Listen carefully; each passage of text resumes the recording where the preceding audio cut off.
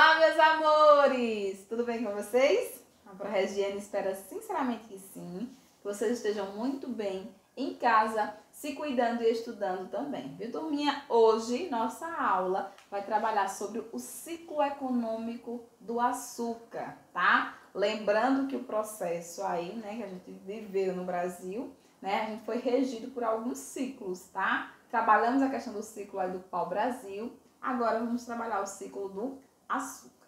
Então vamos começar com uma pequena introdução. A gente precisa lembrar sempre quando falar no ciclo do açúcar, né, que o objetivo de Portugal no Brasil era sempre lucrar. Por isso, né, essa identificação aí dos ciclos econômicos. A gente precisa lembrar o seguinte, turminha, que o ciclo ele sempre mudava a partir do momento que esse produto entrava em declínio. Então eles precisavam lucrar, né, nesse processo aí, então eles criavam um ciclo seguinte. Então o ciclo do açúcar ele se dá logo após o ciclo aí do pau-brasil. Então o pau-brasil entrou em declínio, né, nesse processo aí de exploração, então rapidamente foi implantado um outro ciclo. Esse ciclo aqui do açúcar, ele se dá prioritariamente no Nordeste brasileiro, tá bom? Então a gente vai lembrar sempre que os ciclos também vão dar a configuração, né, da formação das regiões do nosso país. E aí dando destaque sempre nessa questão dos ciclos para o Nordeste e depois para a região Sudeste, que vai levar os ciclos econômicos seguintes. Então bora lá. Com o surgimento das primeiras vilas, tá, e feitorias, e a desvalorização do pau-brasil na Europa, né, e também a questão da quantidade desse pau-brasil encontrado no território brasileiro, começou a se desenvolver as primeiras plantações de açúcar, tá, e criando assim os engenhos aí, né, para poder fazer a moagem e ter a produção aí do açúcar. Lembro para vocês que assim como o pau-brasil, o açúcar era extremamente valorizado aí na Europa, tá bom? As capitanias de São Vicente e Pernambuco, né, tornaram-se aí as mais produtoras, né, as mais produtivas aí na questão do açúcar, o que fez com que a coroa portuguesa, ó, lucrasse bastante, turminha. E aí, seguindo aqui, né, a gente entende que com a consolidação desse ciclo aí, né, desse açúcar como produto principal, já que no século XVI, a administração colonial voltou-se totalmente para a economia açucareira, acabando assim com essa produção do pau-brasil, né, que ainda permanecia até esse momento com intensidade menor. Mas a partir desse momento, século XVI, o centro da economia, né, aqui no Brasil, feita por Portugal, se dava a partir da economia açucareira. As características desse processo aí açucareiro no Brasil, isso você tem que lembrar sempre, características. Latifúndios monocultores, isso significa o quê? Grandes extensões de terras, né, produzindo aí a questão da cana para ser transformado no açúcar, né, controlado por quem? Pela aristocracia rural, né, então, ou seja, aí a elite rural do nosso país, utilizando a mão de obra escrava negra, tá bom, turminha? Então, essas são as principais características aí do processo, né, do ciclo econômico aqui do café, ou do açúcar, tá bom? Esse crescimento econômico aí, né, foi despertando aí aos poucos o interesse de outras nações. Até porque viram aqui que era um produto extremamente valorizado na Europa e que o Brasil estava conseguindo se destacar nessa produção, né? Por isso aqui, né, a gente tem a invasão holandesa, tá bom, turminha? Que começa aqui em 1624, tá bom, com Salvador, mas se intensifica mesmo aqui em 630, indo até o processo aqui, né, de 37, desse processo de invasão. Foi o período onde os holandeses dominaram a região do Nordeste brasileiro, a região que estava aí com um ponto forte a questão do açúcar. Então, nesse período, né, eles passaram aí, inclusive desenvolveram grandes técnicas aí no processo de produção desse açúcar, tá bom? Então, essa invasão se dá nesse período na região Nordeste brasileira, tá bom? Não só do açúcar vivia o Brasil nessa época, tá? Ele era o principal produto, mas foi necessário, lógico e evidentemente, né, por conta da quantidade de pessoas que a gente tinha aqui, né, para atender, criar também outros produtos aí. A gente dá destaque a questão da pecuária, as drogas, né, do sertão, aí também outros produtos como tabaco, algodão, né, que começaram a também ter uma valorização. mas que tinha aí um ponto principal, a sobrevivência aí, né, das pessoas, dos brasileiros e também dos portugueses no território brasileiro. Tá? O ciclo do açúcar no Brasil é considerado uma das fases de maior conflito, tá, e crescimento econômico do país. Vai ser um ponto que marca aí, né, a gente finaliza nossa introdução com esses pontos que vocês têm que guardar, tá? São aquelas coisinhas que vocês têm que lembrar.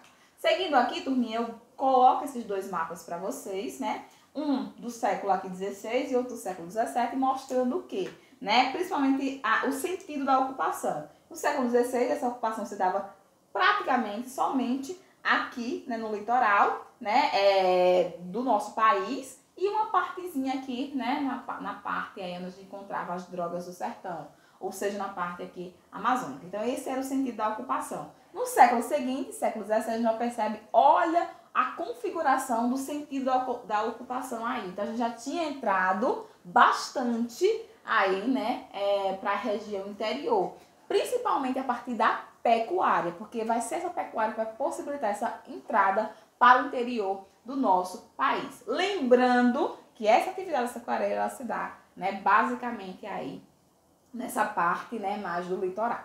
Então, a economia, né, canavieira, né, que por consequência dá aí, né, o processo do açúcar, né, essa exploração do açúcar no Brasil se deu, né, da seguinte forma. E eu vou marcar sempre para vocês vão lembrar os pontos que marca essa economia canavieira, a economia açucareira aí, tá? Principal produto, cana-de-açúcar, que a partir do processo todinho eles conseguiam configurar e transformar no açúcar, tá? Eram plantados em grandes extensões de terras, os latifúndios, monocultores, pela mão de obra negra escravizada, né, a fim, né, tendo aí como finalidade atender o mercado externos, tá, turminha? Então, isso trazendo o quê? Uma riqueza para quem tinha esse controle dessa produção, que era, né, aí a questão da coroa portuguesa e principalmente da aristocracia rural, que davam aí, né, como subsídio aí o valor, a questão da coroa portuguesa. Então, esses pontos vão marcar, né, aí vocês vão precisar lembrar sempre como principais características, por isso que a prova está repetindo aí mais de uma vez. O açúcar foi usado para garantir o controle, tá, sobre essas terras. Por quê? Porque Portugal temia perder o controle aí dessas terras por conta do Tratado de Tordesilhas, né? As terras que ele tinha a partir do Tratado de Tordesilhas, tá? O alto valor do açúcar na Europa era visto como, né, um ponto aí para a gente produzir ele, até porque ele era uma especiaria, né? Assim como o sal já foi, né? Esses produtos eram extremamente valorizados e isso fazia com que ele desse aí o caminho para a produção. Lembrando que os portugueses já produziam aí, né, esse açúcar em outros pontos aí, né, em outras colônias que ele tinha. E aí achou por bem, quando o pau-brasil, né, entrou em declínio, colocar ele como produto aí para essa produção. A agroindústria, tá? Esse modelo ficou conhecido aí como uma agroindústria aí. Atividade econômica, né, de industrialização aí de um produto agrícola. No sentido agroindústria da cana aí, tá certo? Ou a gente transformava esse produto aí no açúcar de uma forma bem direta, visando aí uma atividade econômica bem, né, rentável aí. A agroindústria exigia uma grande extensão de terra, muitos escravos e tecnologia que pudesse facilitar aí, né, inclusive para poder retirar aquela grande mata que existia para se fazer essas plantações, né? A região que desenvolveu aqui o plantio da cana-de-açúcar foi prioritariamente, né, como a gente já viu, a região do Nordeste brasileiro, mas também Minas Gerais, né, São Paulo e Espírito Santo, o litoral aí dessas regiões, mas concentrando sempre no Nordeste brasileiro, tá bom? E aí, né, venho aí com outras informações, eles vinham, né, com outras informações, inclusive financiado por outros aí países, né, até porque era um produto que tinha interesse aí internacional. Seguindo, eu coloco vocês aqui para vocês a organização dos engenhos de açúcar, tá? Então, o engenho era onde se produzia de fato esse açúcar, né? Tinha todo o processo, desde do processo de você retirar a cana para fazer esse processo de transformação. Então, os engenhos construídos no Brasil visavam atender esse mercado externo para a produção desse açúcar. Que tipo de açúcar? Principalmente o branco, que era para exportação, e o mascavo, que era para atender aí, né, o gosto do pessoal aqui realmente, né, do Brasil, né? Então, essas pessoas que consumiam esse açúcar no Brasil tinham um gosto mais para o mascavo. Então, se produzia das duas formas, mas dando aí a prioridade ao açúcar branco, tá bom? Então, os engenhos eram formados por 3 estruturas básicas. E aí vocês têm que lembrar, tá bom? Que era a moenda, a casa da caldeira ou da fornalhas, né? E a casa de pulgar. Eram as 3 estruturas, né, que tinham aí, né, que era obrigatória no processo aí dos engenhos. Nem toda a propriedade tinha o engenho, né? Mas aonde se tinha esse engenho, essas 3 estruturas eram fundamentais. A moenda era a etapa inicial dessa produção, tá? Onde passava o processo de moer aí essa cana-de-açúcar para retirar aí o caldo, tá? Que ia ser, né, passado aí para o processo, né, segunda etapa, que era na casa da caldeira. Então, onde esse caldo, né, passava por processo de cozimento, né, até se tornar, dentro de um tacho, até se tornar, né, numa estrutura maior, mas no processo de refino mesmo desse produto. Tá? É a casa de pulgar, que já era no ponto final, já quando se transformava esse líquido mesmo aí no açúcar de fato. Então, essa aqui eram as estruturas fundamentais aí nesse processo. Seguindo aqui, a Pro coloca para vocês também que toda fazenda tinha, que nem toda fazenda tinha um engenho, tá? Mas tinham alguns pontos aqui centrais. Primeiro, né, a casa grande, que a gente observa aqui, tá? O canavial, a roça, que era para atender a casa grande também, né? Doar algumas coisas para os escravos, tá bom? Para poder alimentar, porque senão, né, morriam aí. Então, tinha a senzala e em algumas é que a gente tinha o processo da moenda, tá? O engenho completo, né? Não eram todas que tinham. Então, cada unidade possuía uma casa grande, as senzalas, né? As áreas aí de floresta, as terras onde era plantado aí os produtos para atender, né, a esse povo todo, e os canaviais. Eram essa basicamente a estrutura aí que a gente encontrava. Mas, como eu falei anteriormente, nem só, né, da cana viviam aí, né, o Brasil nesse momento. A gente tinha alguns outros produtos, como o algodão, o tabaco e as drogas do sertão, que também tinham destaque e serviam aí, né, para atender aqui de uma forma local, e alguns, né, o excedente também era vendido porque a ideia era lucrar. Então, tudo que desse lucro seria utilizado nesse momento. Então, a agroindústria exportadora do açúcar, né, dominou aí durante o século XVI e XVII, né, era o principal produto, a economia girava realmente em torno disso, mas as terras, né, mais produtivas eram inclusive destinadas para esse plantio, mas a gente tinha, né, outros bens de consumo sendo produzidos aí para atender, como eu falei para vocês, esse mercado interno. Também desenvolveram aqui, além desses aqui que a Pro citou, a questão da pecuária, né, do gado bovino, que teve papel aí fundamental para a migração, né, a entrada para o interior do nosso país, como a Pro mensurou. O algodão e o tabaco foram, né, exemplos aí claros, né, de produtos agrícolas, né, que tinham aí o ponto inicial a atender o mercado interno, mas que por uma configuração internacional foi também exportado aí. E além de buscar, né, atender, né, outros cultivos que buscavam aí atender esse mercado interno, dar subsistência mesmo às pessoas, né, que viviam aqui. Então vamos lá falar um pouquinho sobre o algodão. O algodão, né, o plantio do algodão, ele já tinha aqui um conhecimento, principalmente dos indígenas, tá? Que utilizavam para a questão das redes, para a produção de algumas coisas que eles necessitavam. Então não era novidade, tá? Os produtores portugueses, né, que desenvolveram aí a manufatura do algodão, né, para atender principalmente as roupas dos escravos, que eles não compravam fora como eles faziam a deles, né? Então, eles precisavam desse produto para poder produzir as roupas que os escravos utilizariam aí. Então, tinha essa plantação já para atender essa demanda aí interna. A exportação desse produto só se deu a partir do século aí 18, né, devido aí uma baixa da produção dos Estados Unidos, porque estavam envolvidos na guerra civil deles, então deixaram aí de produzir e eles eram aí o maior produtor, né, desse bem aí. Então, como eles deixaram vago esse posto, o Portugal achou por bem também começar a produzir para vender esse produto, já que tinha um preço bom no mercado internacional e que seu principal produtor, que era os Estados Unidos, não estava nesse momento podendo produzir, porque passou aí, né, cerca de 5 anos envolvido aí nessa guerra civil. Né? Além do algodão, a gente tem também a questão do tabaco, né? A produção era pequena, mas também tinha um caráter para exportação. Pouquíssimos produtos esses aí ficavam aqui, tá? Pois tinham aí um mercado europeu que era fascinado por esse bem aí, tá? Era bastante cultivado, principalmente na Bahia, né? E aí usado para o fumo, né? Em larga aí escala.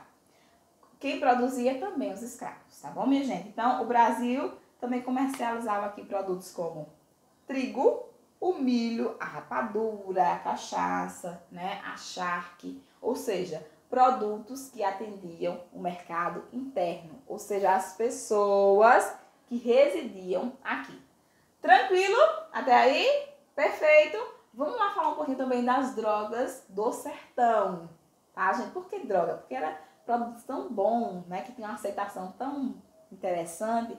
Eram produtos que, inclusive, substituíam as especiarias aí vindas da Índia. Então, para eles, eram produtos super lucrativos.